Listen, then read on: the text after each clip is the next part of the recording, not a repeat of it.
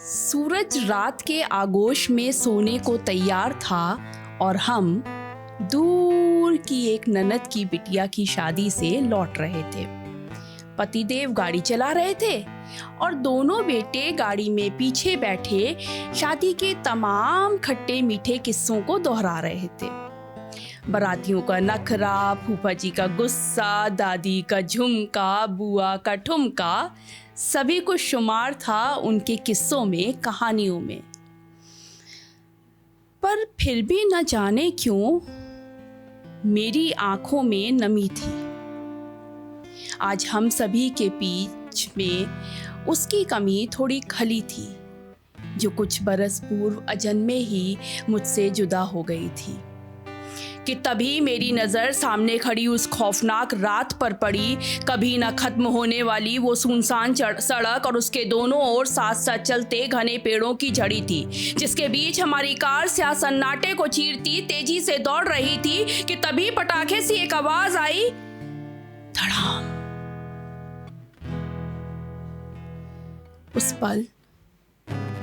उस पल जीवन के साथ साथ हम सबकी सांसें भी रुकी थी। एक हंसते खिलखिलाते परिवार को न जाने किसकी कमी खली थी। कि तभी मैं बेजान एक रोबोट के समान कुछ यूं उठी, मानो एक अरसे बाद मैं उस पल में जागी थी। फिर न जाने क्यों मैं उस पास वाले जंगल में मुड़ी थी।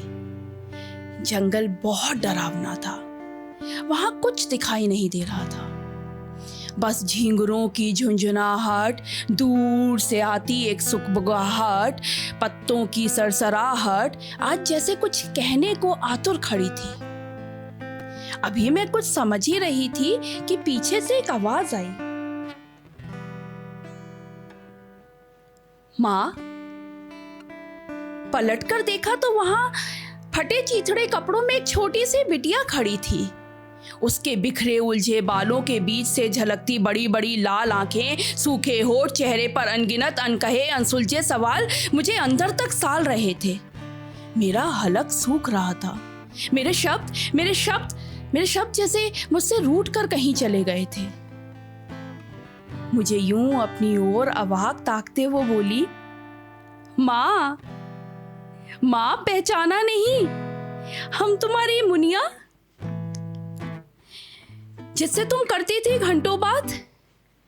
पर उस रात तुम्हें सुलाने के बाद मेरी मर्जी के बिना कर्ण के कवच की भांति मुझे तुम्हारे जिस्म से जुदा कर दिया, हमेशा हमेशा के लिए। और फिर पापा और दादू मुझे यहाँ इस जंगल में फेंक गए। मैं बिलखती रही, तुम्हें पुकारती रही, पर न तुम आई न तुम्हारी आवाज। माँ, तुम्हें पता है यहाँ मेरे जैसी तमाम लड़कियां हैं, जिन्हें उनके परिजन उनके पैदा होने से पहले इस जंगल में फेंक जाते हैं। हम रोज रात को डरती हैं, अपनी अपनी माँ को पुकारती हैं, पर न तो कोई माँ आती है और ना ही उनकी आवाज। माँ, अब तुम ही हो हमारी आस, तुम रहोगे ना हमारे पास? इतना सुन मैं सिहर गई।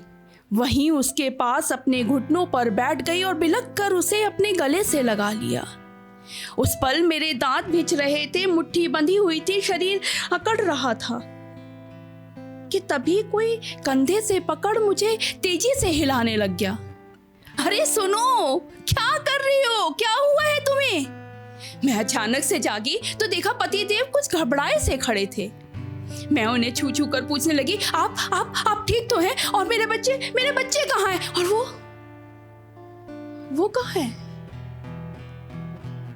ओफो, तुमने फिर वही घटिया सपना देखा है। रुको, मैं तुम्हारे लिए पानी लाता हूं। सुनिए, रुकिए ना, प्लीज एक बार बोल दीजिए ना कि इस सपने का सच से कोई सरोकार नहीं। प्लीज एक बार।